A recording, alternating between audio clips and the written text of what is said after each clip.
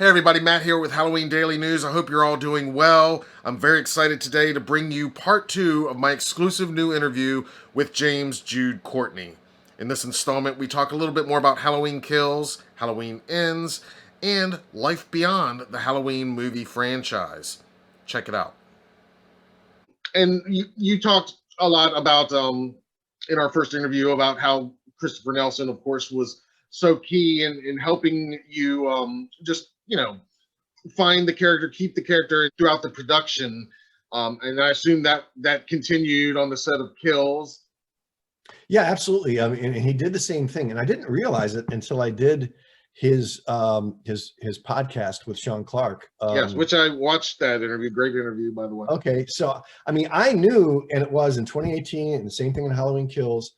My day starts with Christopher Nelson. So every day, and Chris and I are both really into music. We're both, both influenced by many of the same musicians, as artists in general, and as musicians ourselves. And so, every day Chris would start with an album.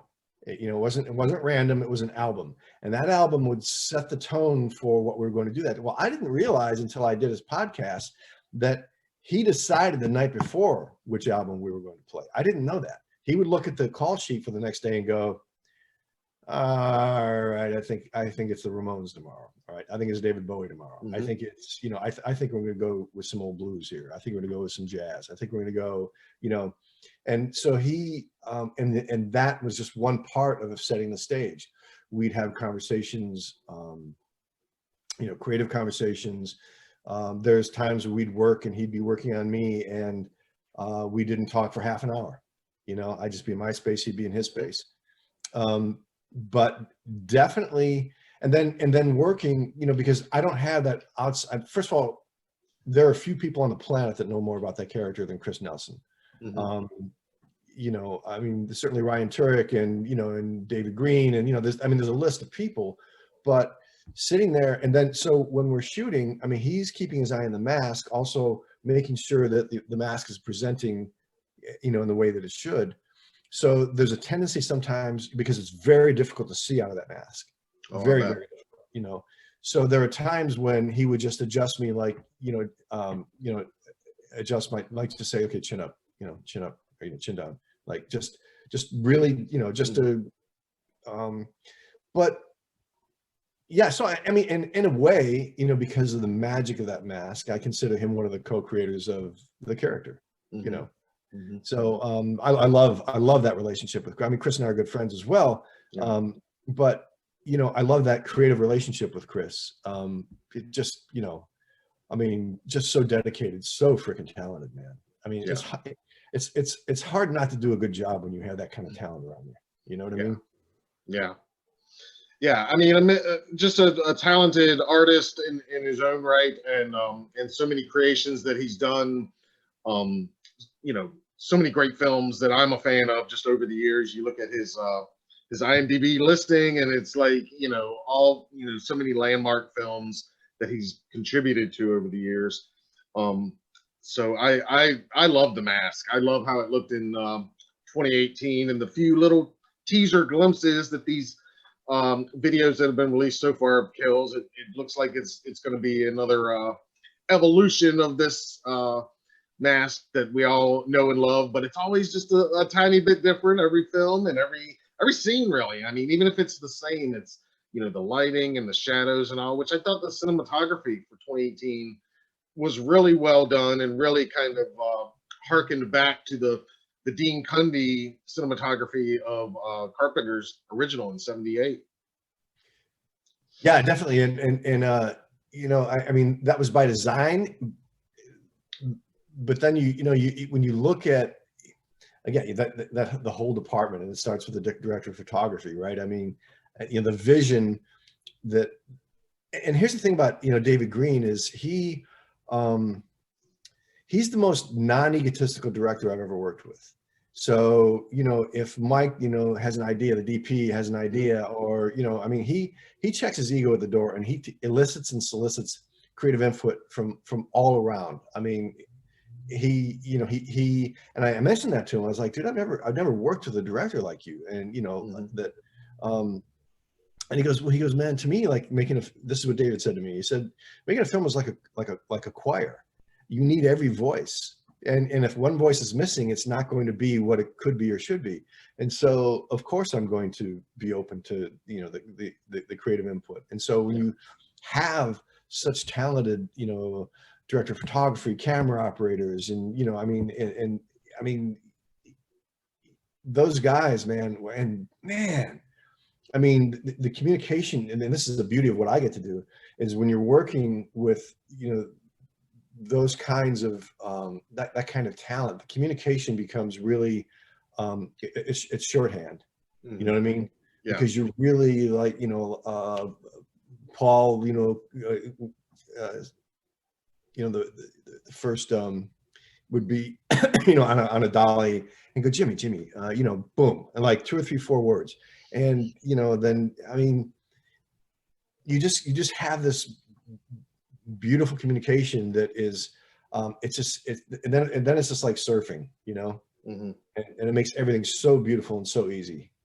Oh, I like that analogy of like surfing, you know, because I mean, surfing, you're kind of working with this, you know, it's an athlete working with nature, you know, this force of nature. And that kind of makes sense because, you know, I've heard filmmakers and crew and talk about how making a film, you know, it could be a runaway train if it's not, you know, it's kind of got a mind of its own, almost like a force of nature. But the way that you describe, you know, it's like surfing.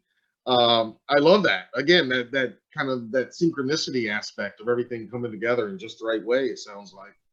Oh, it's beautiful, man. Once you drop in on that wave, dude, yeah, you're going. Absolutely. And you just got to read it, you know? Yeah. Do you surf? You should come here. We out here on the Outer Banks, big surf spot, Cape Hatteras. Oh yeah. My nephew just got back from there.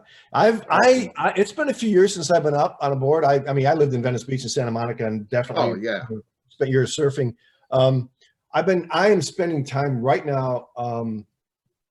I'm going through a lot of physical rehabilitation, and I'm really working to strengthen my body.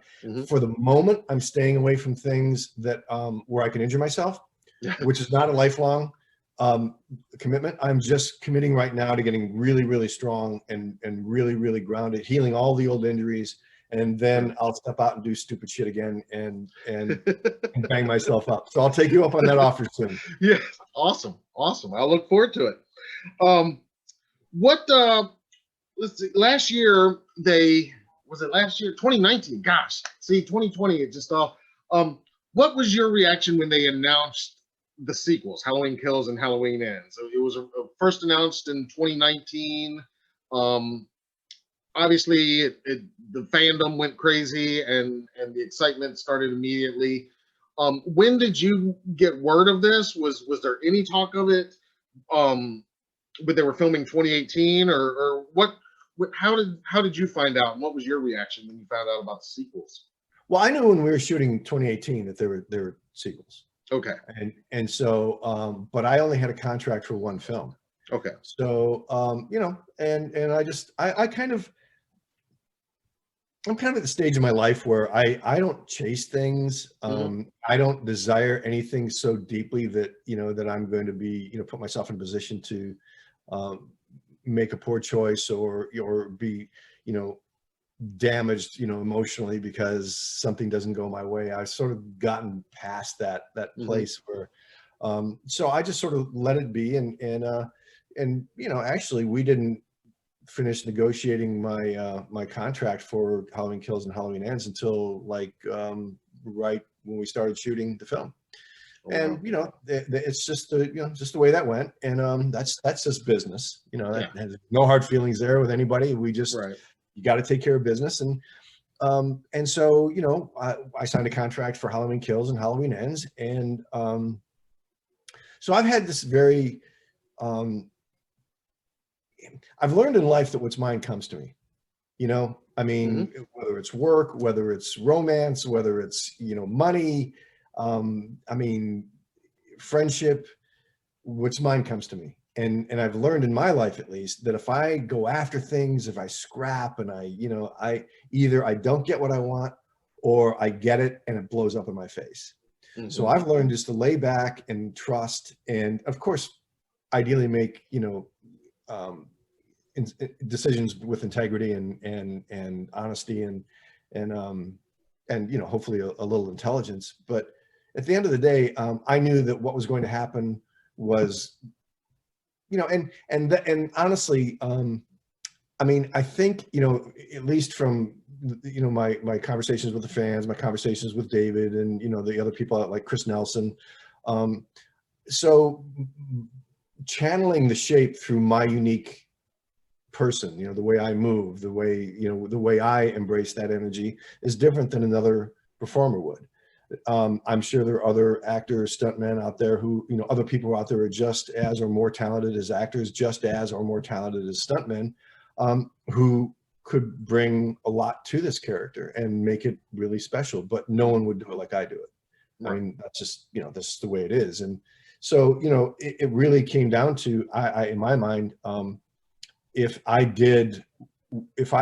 served the project, if I gave David what he needed, then I would be back. And if David wanted to go another way, or, you know what I mean? That would be a creative choice, and I wouldn't have taken that personally. I'm really glad we did, because I got to work with my Halloween family, and I mean, it's just great to see. I mean, everybody from the Blumhouse crew to, the Rough House crew, everybody is like, so much love, so much dedication, so much passion. So, I'm really lucky. I get to inhabit the space of the shape, for 3 films, and that's awesome. Awesome. And you mentioned you think Ends is probably going to be filming towards the end of this year. I guess there's no other time frame other than that right now. Nothing set in stone at this point.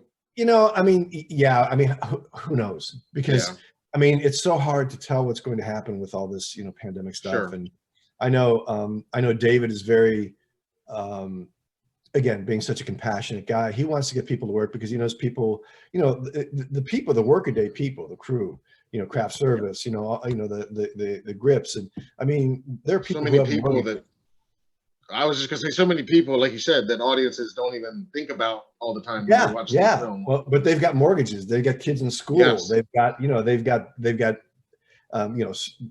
million things that they have to take care of, and David is very sensitive to that. Wanting to get people back to work in a safe way. And when I talked to him before they started back on Righteous Gemstones, he said, they're really trying to figure out this protocol, the COVID protocol thing. But at the end of the day, I think we'll be able to get it. The way things are looking now, but again, it'll be shot in its perfect time. Yeah, the perfect time will come. It'll be when David and Ryan Turek and Ryan Freeman and Malik Akkad, when everybody can get together, the cast and crew, it's going to happen. I mean, and we're all dedicated to it. Every one of us is like, this is our number one priority. Awesome. Having survived or lived through, and still living through the real life horrors of a pandemic and even things like, January 6th and just some of the real life horrors we've seen, but especially with the pandemic, I wanted to ask you if you think that will affect how audiences in general just view horror movies moving forward, and if so, how you think it might affect them? Because I've thought about it. Maybe will it be will audiences need horror more than ever? Will they need a different type of horror because certain types of horror hit home a little too close to home? And I've just been thinking about this on my own, and so I just wanted to get your opinion on that. Just in general, moving forward, do you think that having experienced the real life horrors of a pandemic will affect how audiences enjoy horror movies? My perspective is that Americans especially, but Westerners in general, but Americans especially, are a very restless people. We are a very restless people. And so being forced into lockdown, being forced, you know, to keep distance from our family and our friends and our social gatherings. Yes. My feeling is there is going to be an incredible zest for life, an incredible hunger to get out and to be a part of community again, to be entertained, you know, for live music and for movies. And so, you know, wherever our passion lies, I mean, you know, for those of us who really enjoy live music, oh my God, it's killing me not to, you know, especially like I have such talented friends, and, you know, not to be able to be with my friends who are performing. And, you know, well, I had the sense that amongst the horror community and the movie going community at large, I think it's gonna be a tidal wave. I really feel that people are just going to, and, you know, frankly, I can only speak for Halloween Kills. It's such a good movie. You know, so I think, you know, those two things combined are going to just drive people to the theaters and you know, for that experience, because there's nothing like, especially with a film like a horror film, you know, there's nothing like seeing it with, you know, 300 other people around you, or you know, 500 people around you, or 100 people around you, because that amplifies all that energy and all that feeling, and, you know. So I think it's going to positively affect horror in general, horror specifically, you know, films in general. I mean, I think are going to be good films, you know. So I think I think there'll be a net positive. And you just spoke on it a minute ago about you know, the communal aspect of enjoying horror in a theater with the community, and that kind of ties in, because I was going to ask you how you feel. You know, certain films. Now Warner Brothers is releasing their films this year on streaming and theatrical at the same time, and you know, there's a lot of talk of, are other studios going to do similar things and in the future? Do you have thoughts? I think you just answered some of it right there with but can you speak just a little bit on the possibility? I mean, because what if Halloween Kills is streaming while it's playing in the theaters that are open at the time? Do you have an opinion on that one way or the other? Well, okay, first of all, I have to, I mean, yes, I have an opinion, but I'd first have to say that, you know, Universal Studios has been doing this a long freaking time, right? Blumhouse clearly, you know, has their pulse on something really big, and they've been very smart about a whole lot. You know, Ryan Freeman and Malika Akkad over at Trancas, and, you know, David and Danny and those guys at Rough House. I mean, when you put together those four entities, all of whom have just uniformly proven that they know what the F they're doing. You know what I mean? They know what they're doing. And so, first of all, I would have to say, whatever they choose to do is probably going to be the right decision. I really trust those guys. And I'm really, that being said, for me, I would prefer that it wasn't streamed, that it was theaters first, then streamed, you know, shortly after, because I think this is you know, this is one of those films that really warrants being seen in theater. So I think, you know, personally for me, I would like to see it run a month or, you know, 3 weeks or something before they start streaming and selling DVDs and, you know, all that kind of stuff, because the theater experience for a film like this is really, really essential. It really is. And it'll also, I think it'll build, because I can see, you know, just like with 2018, you know, you get it in the theaters and then people are streaming because they want to see it again and again, you know? So, I mean, there are people who've gone to the theaters, you know, people told me 9 times, 12 times, 3 or 4 times. And then they buy the DVD or then they're streaming, you know? and that's beautiful, man, because, you know, they're supporting an industry. If people don't watch our movies, we don't get to make a living. If we don't make a living, we got to go do something else. You know? So, I mean, there really is this beautiful relationship we have with the fans. It is like, we want to give them good product because we love doing what we do, but we don't get to do what we do unless we make money, because no one's going to finance a film that doesn't make money. So there's this sort of quid pro quo that goes on with the fans and us, you know what I mean? And so I think it's really, and, you know, it's kind of like, to me, it's like paying taxes. You know, like some people are really angry about paying taxes. I feel fortunate to pay taxes. You know, we need roads, we need infrastructure, we need, you know, we need our seniors to have Social Security and Medicare. We need, you know, there's schools, there's so many things we need. And if I'm blessed enough to make a living and pay taxes to help support that, then I feel good about it. And I feel good about going to movies, knowing that I'm supporting people who are working really hard to bring content to, you know, I feel the same thing about, you know, about businesses, and especially mom and pop businesses. But so, yeah, long answer, but, you know, I hope they release it and then stream it. But again, you know, those four entities, you know, Blumhouse, Rough House, you know, Trancas, and Universal Studios, I think between those four entities, they'll nail it. They'll make the right decision. Yeah. Whatever it is. Yeah. Yeah. Pretty smart guys and girls, I'd say.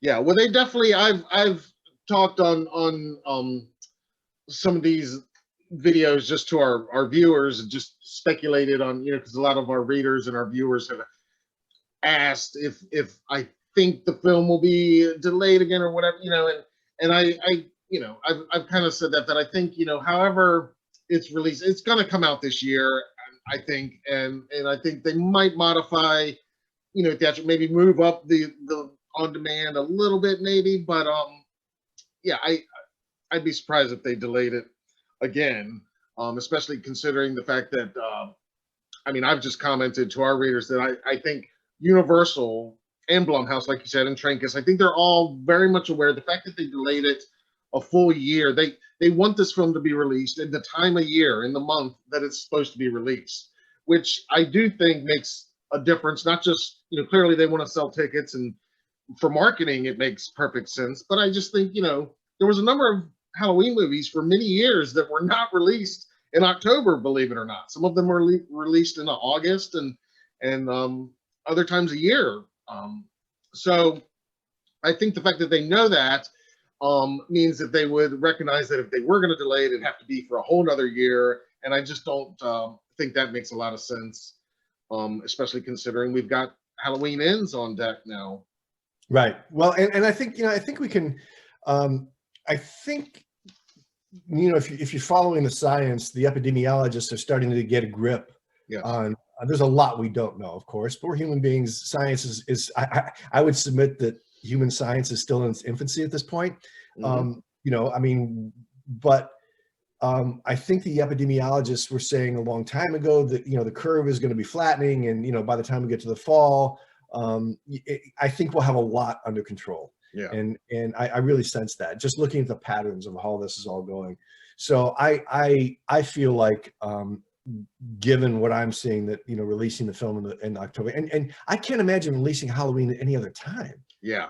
I mean, come on, man. Yeah, I mean, I think it's a no-brainer. But believe it or not, there's a number of films in this franchise that for a while were not released for whatever reason in October, to varying degrees of box office success, I guess, but for whatever reason. But yeah, I'm glad that they're all seeing the wisdom that a movie that takes place on Halloween, with Halloween in the title, needs to come out around Halloween time.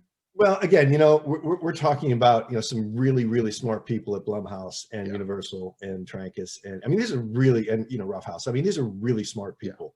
They every step they've made, to my mind, you know, and you know, in my dealings with them, with everybody, you know, certainly creatively, from a business standpoint, from, you know, from every point of view, these are all seasoned professionals. You know what I mean? So there's nothing willy-nilly about what, you know, what choices are being made. I mean, these are really thoughtful people. So I have perfect faith that they're going to make the exact right choices, and I have perfect faith that it's going to kill at the box office. Yeah, yeah. I mean, we knew when we were making 2018, we had something special. We knew. I mean, in one way, you know, people were like, "Were you surprised at how much money, you know, how it grossed?" And I mean, part of me was like, well, yeah, I mean, you know, the #2, you know, top grossing horror film ever. I mean, yeah, maybe that's a little surprising, but on the other hand, not really. Yeah, not really. You know, because we knew when we were making it, like, you know, we knew, all of us knew that we were making something special, and we knew that on Halloween Killed. Man, we knew it. We knew it. Awesome, awesome. Well, I can't wait.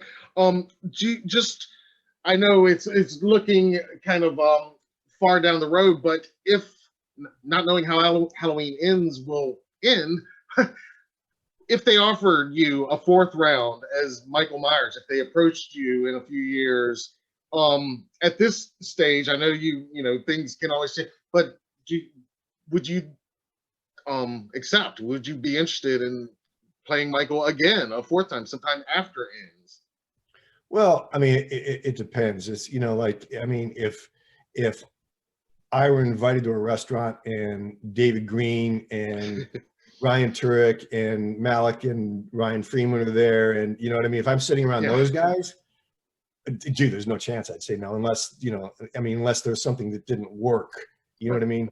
But if it, you know, if the franchise, because I know that those guys have a 3-picture deal, you know, you know, they all have agreed to do 3 pictures. So then if it weren't Rough House and Blumhouse and Universal and, you know, and Trancas had decided to go off with someone else and try another, you know, in a different avenue or a different approach, I would have to look at it and, you know, look at the script and look at who's directing and look at, I mean, I would have to really, really look, because the integrity of what we've created, you know, and I mean, again, all 4 of the companies we're dealing with, you know, all of the, you know, cast and crew and, you know, and business personnel and all the support has all been top notch. And so to do something less than that, I mean, it wouldn't be worth it to me. It wouldn't. I wouldn't want to denigrate what we've all done. On the other hand, if there are the potential, and anytime making a film, you're taking a risk, right? Yeah. So it always entails risk. You know, in fact, I remember when I heard David was going to direct the second one, I thought he might just produce it. But when I heard David was going to direct it, I was like, oh, this dude's got balls. He's got balls. To shoot a sequel to a film you directed that was super successful and really good, that's a confident man. That's a confident man. He knows what he's got. And, you know, so, and that, I remember when I realized he was going to direct it, I was like, oh man, this is going to be fun. Yeah. This is going to be fun. Yeah. So, awesome. I mean, you know, who knows? I mean, who knows? Who knows? Would you, along those same lines, but slightly different, if after Halloween ends, let's say, would you consider playing another horror icon, like from one of the other franchises, if one of the, you know, if you were approached?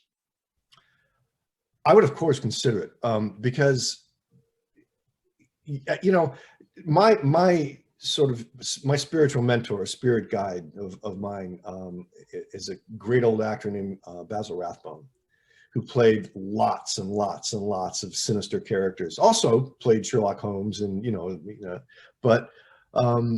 but he had an amazing career playing, you know, very sinister, dark, evil, you know, and I love his career. He's just, to me, you know, one of the finest actors of his age, because he was so pure as an actor. He was more of an experiential being than that very stylized acting, you know, from the 30s and the 40s and the 50s. He wasn't stylized. He was very much in the vein of the way acting is done now, more natural, more, you know, more interrelational. So if I could have a career anywhere near what he had, you know, where he got to play all these dark, sinister characters, oh man, yeah. And he was, you know, if you recall, he worked with Errol Flynn a lot, you know, on Captain Blood and you know, Robin Hood, and it was said that you know, of the two, Errol Flynn had the toughest job, because Basil Rathbone was a really good guy who played dark roles. Errol Flynn was a really dark guy who had to play good roles. You know, and so, you know what I mean? So I get to explore, when I play a character like this, I get to explore a dark part of my being, you know, a shadow side that I'm very comfortable with, but I get to live the life of being hopefully a pretty decent human being.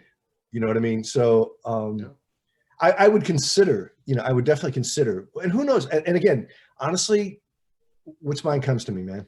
I'm not going to go knocking on doors. I'm not going to go chasing stuff down. If, you know, if someone approaches me with something interesting and it has integrity, heck yeah, man. Awesome. Awesome. Well, I look forward to seeing it. I also wanted to ask you, speaking of the future, and you mentioned a little bit of it before, because when in our first interview, you had said that before getting Halloween 2018, you were very close to making your own films. Right. And that's, I know, something you've been interested in your whole life, you told me, basically. How's that going? Is there plans to continue with that? Are you still hoping to make your own films here soon, or maybe after Halloween ends? Oh yeah, absolutely. Once again, I mean, I've gotten very close a few times, and anybody will tell you getting a film made is a minor miracle. I mean, I always use the example that, you know, it took Clint Eastwood 10 years to get $1 Million Baby made. Wow. 10 years. That's freaking Clint Eastwood. And that's right? Clint Eastwood, right? Yeah. So, you know, I've gotten close on several projects, but I realized those projects were part of my, you know, my master's degree. Like I had to work and learn and grow and learn the business and learn my, you know, hone my writing skills. And so this one particular project that I, once again, you know, prior to the pandemic, was we were dealing with a European company to finance and, you know, going along the steps. But again, it's a coming of age story of a high school soccer player. It's, you know, ideally uplifting, inspirational, dealing with a lot of issues that, you know, communities and people and kids deal with these days. It's very contemporary. But it's, you know, being that it is a sports film, ostensibly a sports film, we had, you know, thousands of extras. Well, there's no way in a pandemic that you're putting extras together. And, you know, there's no way that, you know, for me, I would, you know, want a CGI in audience, you know, or spectators. So we, you know, we all pulled back from that. And in that time, I've been made aware of a couple of other avenues to, so, you know, again, what's mine comes to me. I mean, you know, as long as I'm doing the work and as long as, you know, as long as I'm saying, yes, we're here, we're ready to do something, the right people, you know, people or persons are going to come in, and I'm quite certain, you know, I'm quite certain we'll get this film made. And then I have a few more that but I'm focused on one at a time. You know, I'm focused on getting this one done because I think it's timely, and then there's a few more that I have lined up in my little in my drawer down here that are, you know, that are, you know, hopefully, and it'd be fun. I don't know, you know, because people ask if I'll ever write and produce and, you know, direct or whatever, a horror film. That's definitely a possibility. But again, it depends on who I'm with and what we're doing and what's timely and where the money is and, you know, all that fun stuff. Yeah. Awesome. Well, I look forward to seeing. I mean, the soccer story sounds pretty cool. I'd love to see that. But yeah, whatever you're doing in the future, I look forward to it. I'm sure it's going to be awesome. Thanks, man. It's yeah, actually the soccer thing is I worked with a script consultant who's ushered in Academy Award winning and Academy nominated films. And he worked with me. It was simple, like 3 meetings, introduction, the work, follow up. But he worked with me because he had such belief in what it is we've created. So I think we have, you know, something very, very special.